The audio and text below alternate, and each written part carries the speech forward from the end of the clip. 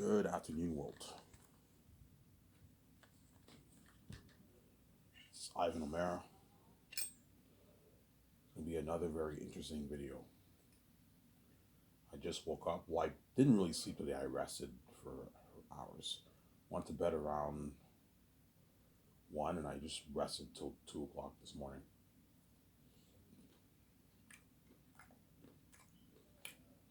Um,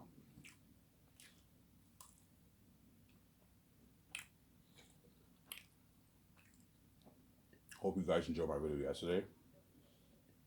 Today will be another very interesting video. I'm going to talk again about Zanis, Peter Jackson, Mel Gibson, all that stuff. And I watched the video with you guys.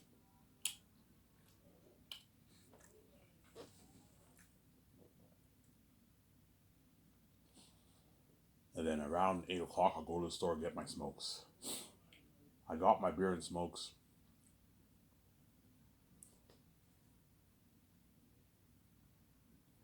I got my beer and smokes yesterday twice.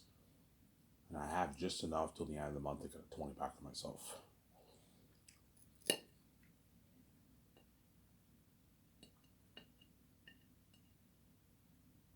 Obviously.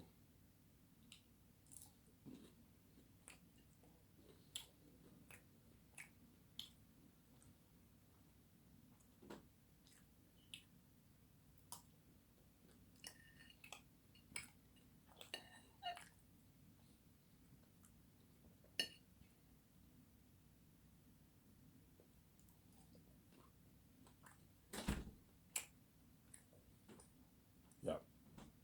Got my smokes and beer yesterday twice. And I binged the shit out of Rad Rad's Plague of Innocence. Which he will be covering, by the way, in towards the end of the month. October 17th, 18th, the game's coming out. So Robert will cover the game something soon. A couple days from now. Today's the 15th. So in a good day or 2 or 3 days from now, Rabbit will be covering the sequel to the Plague Tale of Innocence. That was a good game. I'm watching it right now. We'll be doing Call of Duty and also Gotham Knights. So you guys should check that out on his channel. You're welcome, Rabbit. I'm promoting your channel out there. Yeah, all you fans on Rabbit's channel who enjoyed his Plague of Innocent game, he played like a couple years ago.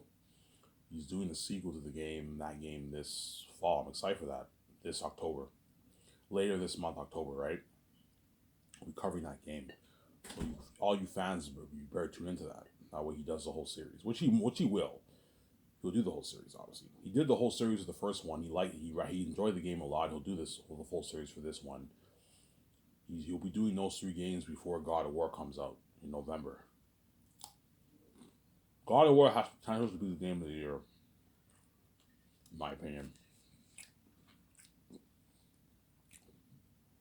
And then the Plague Tale sequel might be a sleeper game. This might be the sleeper game this year. The Plague Tale of Innocence sequel, the Plague Tale Requiem, right?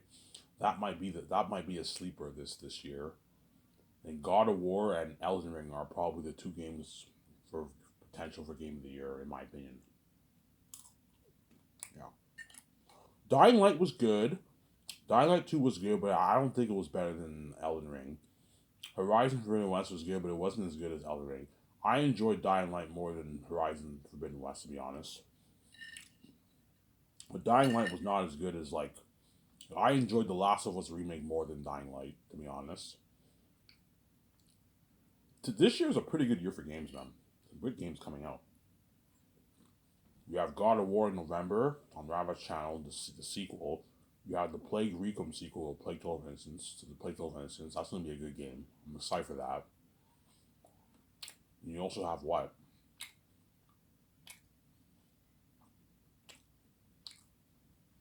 You also have Call of Duty. A lot of Call of Duty games. Ivan, what was your favorite Call of Duty on Rabbit's channel? I didn't see all of them. I only saw a few of them. I saw a good 3, 4 of them. My favorite one's probably the Black Ops one with the Russians.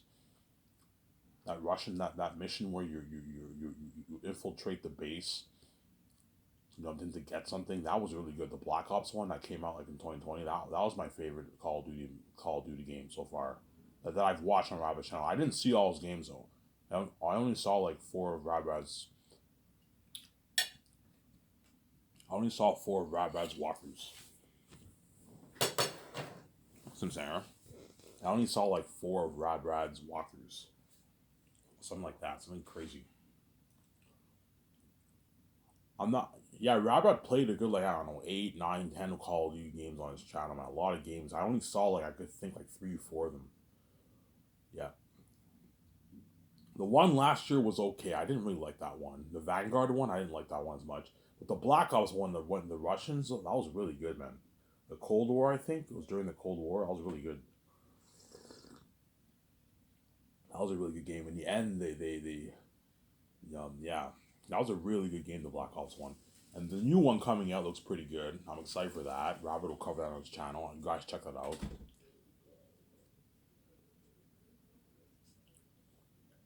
And the Plague Requiem. The Plague Requiem sequel will be coming out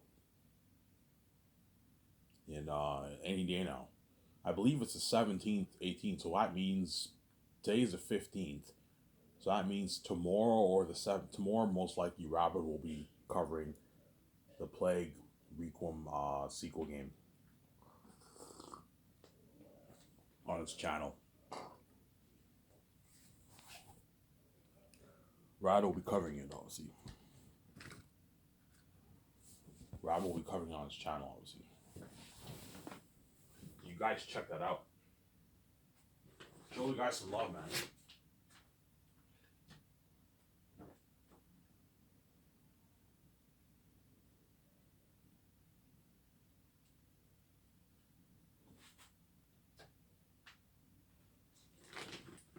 Show the guys some love. Show Rad some love, obviously. Yeah, you're welcome, Brad. I'm promoting your fucking channel. That's how fucking nice I am. Promoting your fucking channel. That's how nice I am. Yeah, this year's a pretty good year for Rad. Better than last year. Last year was not as good of a year for games, to be honest.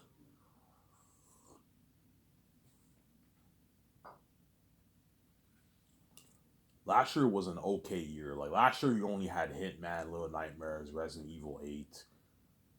And then Rad played a lot of sleeper games like Deathloop and all these other games. Those games were okay. And then he ended off the year with Halo, and Halo Infinite was okay. It was pretty good, and he ended it off with Far Cry 6. Far Cry 6 was a good game.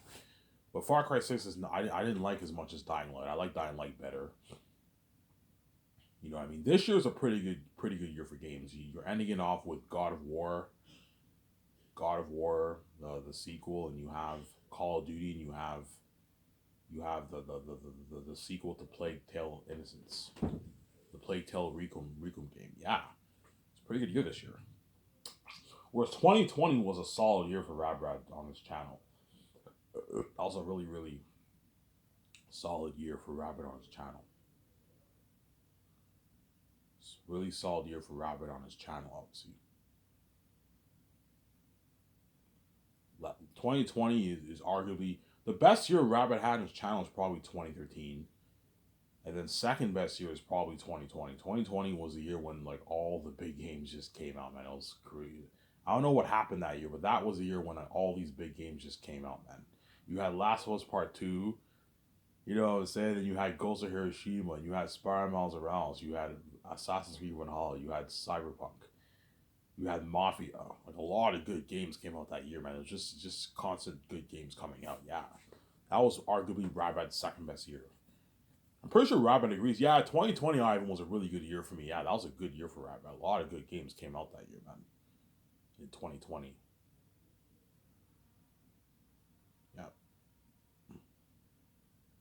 And then 2013 is probably Rabbit's best year, to be honest. That year was like you had Grand Theft Auto 5, you had all these fucking new games coming out in 2013. I remember that year. That was a really good year. BioShock Infinite, that was a really good year.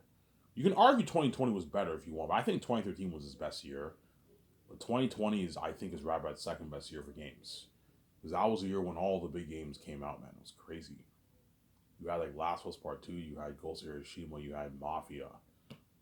You know what I'm saying? You had all these big games. Cyberpunk, Miles Morales, Assassin's Creed Valhalla. You know what I'm saying? It was just a crazy year. Like all like six like really good games. When I mean good games, I mean six like really like top level games, obviously. Or, you know what I'm saying? Whereas this year we only had like three really good games, four really good games.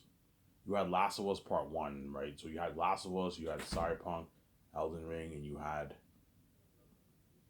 Dying Light 2. Those are like the four games. And Horizon Forbidden West. Four big games, and then you have this year's one of Rabbi's best years too, to be honest. I don't think it's as good as 2020. 2020 is a better year for Rabbi, to be honest. Yeah.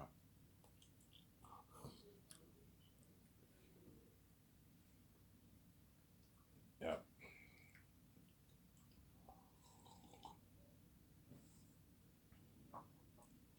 Anyways, enough about Rabbi. So guys, all you fans on Rabbi's channel, his Plague Tale Requiem, which is a sequel to the original game he played, Plague Plague Tale Innocence in 2019. That game is coming out any day now. So Rabbit will be covering that on his channel.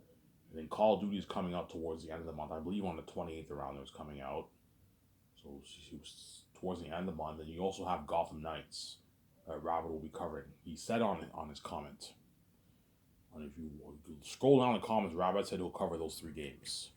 And in November, you have the big one, which is God of War. That's going to be a good game too, the sequel to that. But Rabbit will end the year off with God of War. And he'll probably play maybe one or two sleeper games towards the year. It'll end off 2022, and in 2023 you have Resident Evil 4 remake, which we'll be covering next year. So stay tuned for that, guys. Yeah, you're walking around, blowing your channel up there. Yeah. All right, guys. Let's talk about Zanes. Enough about Rabbit here, okay?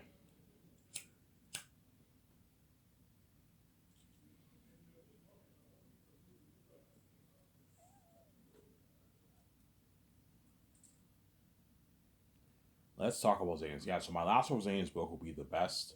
I'm not kidding around, guys. It'll be the best fantasy literature ever written in human history. It's the best fantasy literature ever written. I don't think any book will ever top that book. Top any fantasy book will ever top that fantasy book. It's the best fantasy story ever told, man. It's a masterpiece. It's a masterpiece. Because I wrote my own book, I own the rights to Zanus. And God gave me these stupid cursed keys, obviously, and what? I can now open my own door and I can make my easy billions, obviously. Zara? Yeah. I told you God had no choice but to give me the keys because he was locking all doors on me. And it's God, yeah, and I'm sorry, man. I'm going to have a word with your mind. You know what I'm saying? Which I told you the keys affects my sleep and it affects my what? My mental health and my physical health, obviously. Because when I go out in public, I have major anxiety and I trip about everything. It's bad. Because my stupid family lock all doors on me, I have to come in with the keys. So, yeah, and if I don't give you the keys, how are you going to open your own door? You're going to have to sell it to them and you're going to be even more miserable. Yeah, no one can read your mind, but you're going to get a garbage wife you're going to have to share with the world and the world will get their full cake. You're going to have to, your relationship will be destroyed. Your wife will see hell. She'll cry to you every night. Your relationship will be destroyed. Yeah, you'll be even more miserable. Yeah, there you go. That's why God gave me the keys, obviously. Trust me, Ivan, there's a reason why I gave you these keys, man. Even though it's annoying everyone you remind you, I have to give you the keys. That way you can open your own door. You need to be able to open your own door. That way you can get your financial control and get your freedom with your wife. Obviously. You know how VJ cries tears every night to me? Yeah, if I sold out in Hollywood, VJ would be crying tears in my arms every night, man. Like heavy tears. Because she sees hell. There's no connection. She doesn't see the light. As long as she doesn't see the light, man, VJ will never stop crying. And that's why I put the rule, don't fucking touch her, man. You guys touch her anyways. You're fucking wicked people, man. Oh my god, man. So you couldn't let my wife just be with me and you had the guts to touch her knowing that she would cry tears and have to die and you still touch her anyways. No human conscience of goodness whatsoever. And that's how I know you guys are wicked people. You're not good people, obviously. You don't deserve to be saved. You deserve to be left behind. You don't deserve to be saved. I keep saying that.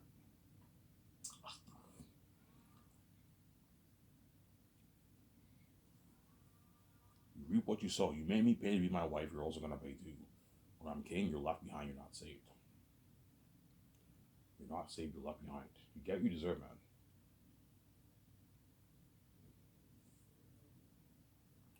Yeah, my book Zayas is the best fantasy literature ever written, man. It's a fucking masterpiece, man. That's why Peter and all of them are gonna want to get their hands. Peter and all of them are gonna want to get their hands on my story. Because you're looking at an amazing story that I wrote. Holy shit, Ivan wrote this. This is a masterpiece. I want to get my hands on this story. Yeah, man, look at an amazing story.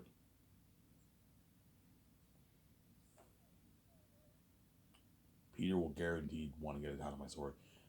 Mel Gibson, Christopher Nolan, Martin Scorsese, Steven Spielberg, James Cameron, Quentin Tarantino, all those guys are gonna want to direct my movie so bad. But I told you those guys are not good for Xanus.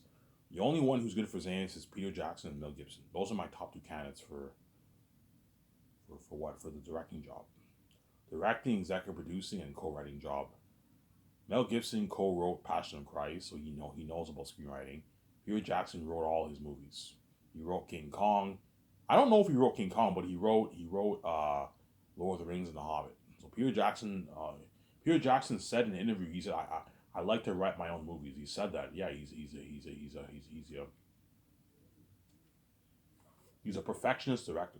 I personally believe if you direct your own movie, you should write it.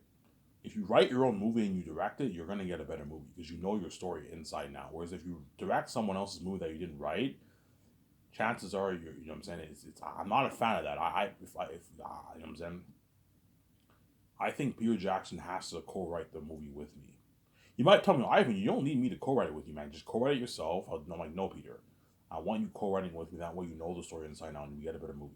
I need your help too. Like, even though I'm gifted and I'm talented, I'm creative. I need your help, man. I need your brilliant mind helping me.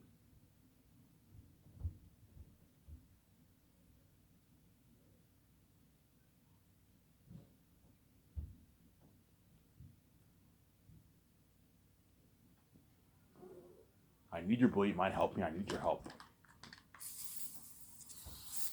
There.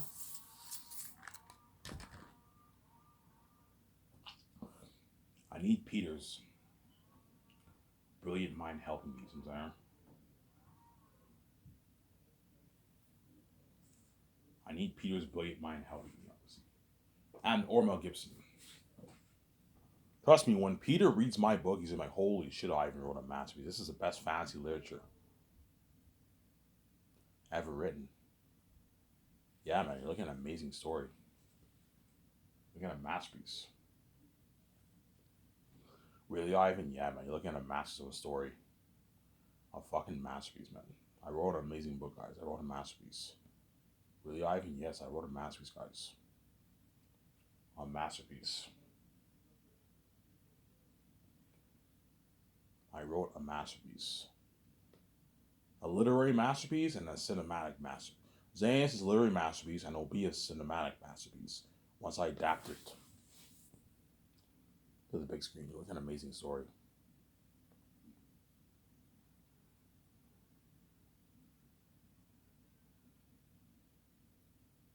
Look at a masterpiece. A cinematic masterpiece. I'm going to fund my book adaptation, for $985 million. Once I start Skysis with video, obviously. I'll fund it for $985 million.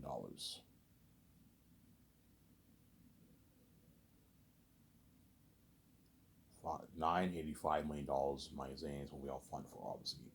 And that'll be used to pay all the actors. Pay all the actors, crewmen, my 7 team. It'll be used to pay my 7 team's base salary, right? But not their bonuses. Their bonuses I'll pay out of my pocket. So the 300K bonus I'll pay the secretaries, I'll pay out of my pocket. The 500K bonus I'll pay my other 5, I'll pay out of my pocket. And then their yearly salary I'll pay through the budget. Jon Favreau, Dave Filoni, whoever I hire, their yearly salary I pay out of my pocket. And then the role, and they get the royalty deal, obviously. They get a piece of the profits. Either a flat deal or I'll give them the option of percentage or flat. Chances are they're going to choose a flat deal. Jon Favreau will choose a flat 100 deal because it's guaranteed money in his account. Because for the percentage deal, you don't know how much money you're going to make. You can make more, but you don't know how much money you're going to make. You're very optimistic. Whereas your flat 100 deal is guaranteed money in John's bank. I'm saying. And Dave Filoni, I can give him a flat like 45 million deal for the royalties. That's a good deal for Dave Filoni. And then John, I'll give him a flat 100 deal, 100 million deal. Give him 105 million deal, John Favreau, for the royalties. So John Favreau signed his like $150 million deal for Zanis. It's a fat contract. It's more than what Kevin Feige makes, Martin Scorsese, Kathleen Kennedy. It's more than how much all those guys make. As I told you, CEOs in Hollywood make like 20 million a year around there. And they have performance bonuses. John Favreau's making 50 million for the 4 years of Zanis. And he's making 100 million in royalties. It's a fucking fat contract. Because he's your CEO, he's the boss of your company, you got to pay him a lot of money, but don't let him rip you off. Don't let John walk away with $150, $200 in money. If you do that, he's now seriously ripping you off. You're being far too generous with John. No, be generous with John. Give him $100 million, but don't be stupid. And have him walk away with $150 million of your money. There. Don't have John rip you off and walk away with $150, $200 of your money. I'm going to give all the actors the option for the royalties. The only way I'll give them a full flat deal is if I make something crazy off my book like $40 billion. If I make like $40, $50 million off my book, I will know that more than like 2 billion people bought it. Even perhaps more than 2 billion. I will know that, okay, if I made $40 million off my book, that means about 2 billion people or more bought my book. I will know about the same amount of people will buy my movie. See what I'm saying? Hence what I might just do I might just give the actors a flat deal. Because you don't want John Boyega and Yvonne Jody and Young Burnett walking away with like $11, $10 million of your money. They're around ripping you off. They're not worth that. They're not A-list actors. A-list actors are worth for 10, 11, but not the fucking rising stars and B-list actors. They're worth like maybe 5 million, 5.5 million, $6 million bucks. But not 11, 10. They're ripping you off. You don't want Viggo and them to walk away with 18 million or something like that. No, keep them around that 11 million range, 10 million range, 9 million range. So I can give Viggo and Don a flat $11 million deal. Give John Boyega and Yvonne Jody and Young Burnett and all them a flat $5.5 million deal. It's a good deal for them. Millions in the bank, obviously. It's a good deal. Not as much as the A-list actors, but it's a good deal, obviously. You can give Scarlett Johansson a flat $60 million deal. Give Ben Affleck a flat $65 million deal off the royalties. Give Keanu Reeves a flat $120 million deal off the royalties. Or he gets his percentage deal.